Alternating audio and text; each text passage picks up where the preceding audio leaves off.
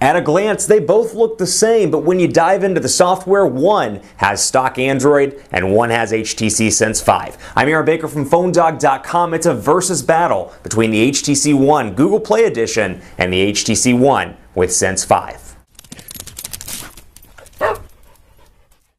At first glance, these devices look exactly the same, but when you power on these two HTC Ones, there's an entirely different story to be told. It's the HTC One Google Play Edition device versus the HTC One with Sense 5. It's a versus battle, but before we get started, I'm going to give some love to our partners at Best Buy Mobile. When you go into Best Buy Mobile, you'll walk out working. They'll help you set up your email, your web, your contacts, and more. But it's a versus battle between stock Android, or as close to stock as you can get on the HTC One out of the box, and Sense 5, which is HTC's either loved or hated, depending on your opinion, user interface that they've had around for some time, and it debuted on the HTC One.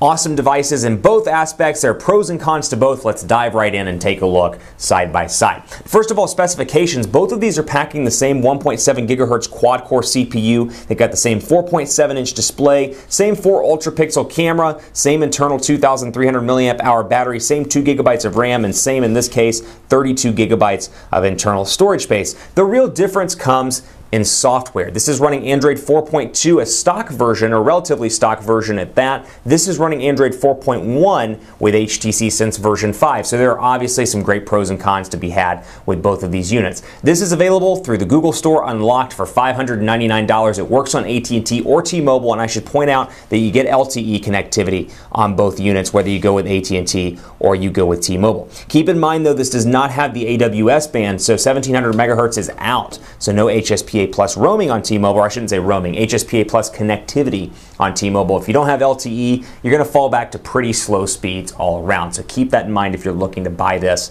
through the Google Experience shop. This is available at AT&T, Sprint, T-Mobile, coming soon to Verizon Wireless. The subsidized cost is $199 for the 32 gigabyte version. It's available in silver and in black. But design-wise, exactly the same here. All of it's under the hood in the software. Let's take a look quickly at menus so you can see the way it looks and how it's different. Typical Android look and feel over here, and I should point out that, again, the updates, keep this in mind, it's not a Nexus device. The updates that this device gets are going to be from HTC. Now, you're going to get it faster than you would get, let's say, Android 4.2, or let's say when 4.3 rolls out, this one's going to get it faster than the one running Sense 5. That said, it still is coming from HTC. It's not a Nexus device. I want to make that clear because a lot of people are confused about that. It's not a Nexus device. There are minor customizations here on this unit. One of those is the fact that Beats Audio is still on the Google Play Experience device, or I should say Google Play Edition device, and you can see it right here by going into Sound and seeing Beats Audio, the check mark right there, so you can still take advantage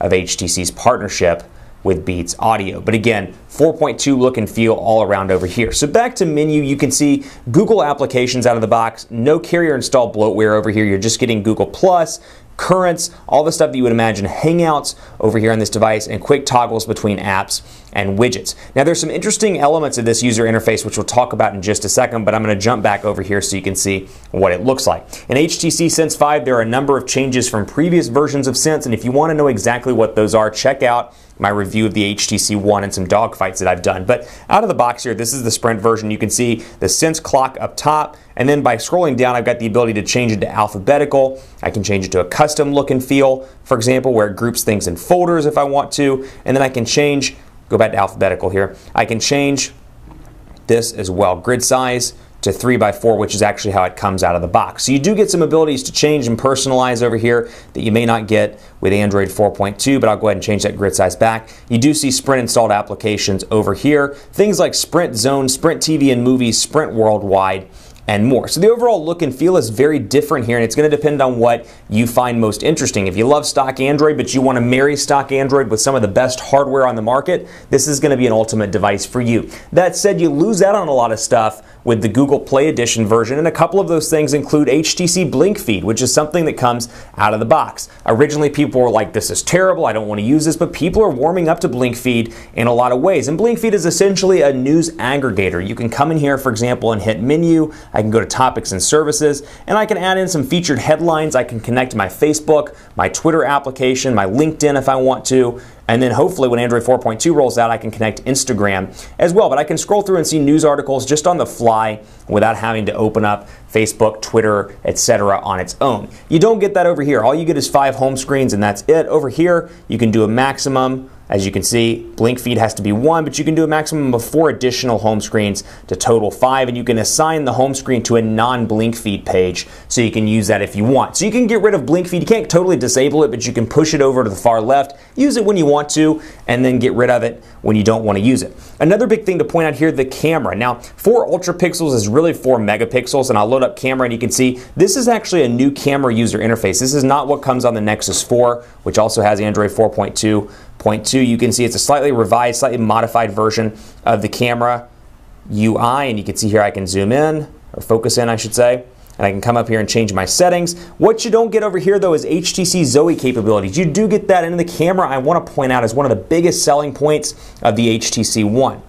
Come over here, for example, I can turn on normal mode or HTC Zoe mode. I can take a quick 3-second video, and you're seeing the red there highlight as I take that quick 3-second video. I can go back, take a quick 3-second video, and you're seeing the and click it right there, and that's a quick 3-second video. Now, what happens here?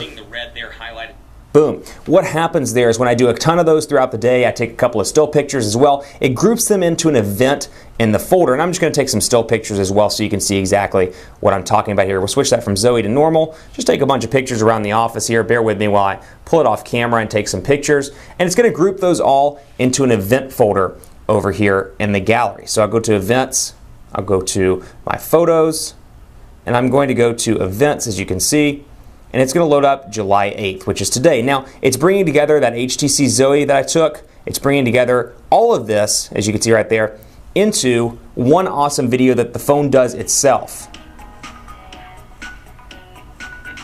No editing required on my end. Super cool little feature, and you can share that with your friends. Now, that's a highlight there. That is missing on the Google Play Edition version of the HTC One because it's not a stock feature, sadly. Another thing I want to take a look at, but I need some more time with the stock unit, battery life. HTC has done a ton of customizations in the software to make this battery last a long time. And when you look at it in comparison to the flagships, 2,300 milliamp hours isn't quite up to par as, let's say, the 2,600 milliamp hour battery on the Galaxy S4, or the 3,100 milliamp hour battery on the Galaxy Note 2, or the 3,140 milliamp hour battery on the LG Optimus G Pro. Lots of big batteries. They've done some great optimizations, and in my test with Sense 5, it's worked incredibly well. That said, haven't had time to test this one out, but with running stock, there's a chance that the battery life may not be as optimized as it would be on Sense 5. You'll want to stay tuned for the full review and for the subsequent dogfights as well, since this is just a versus battle.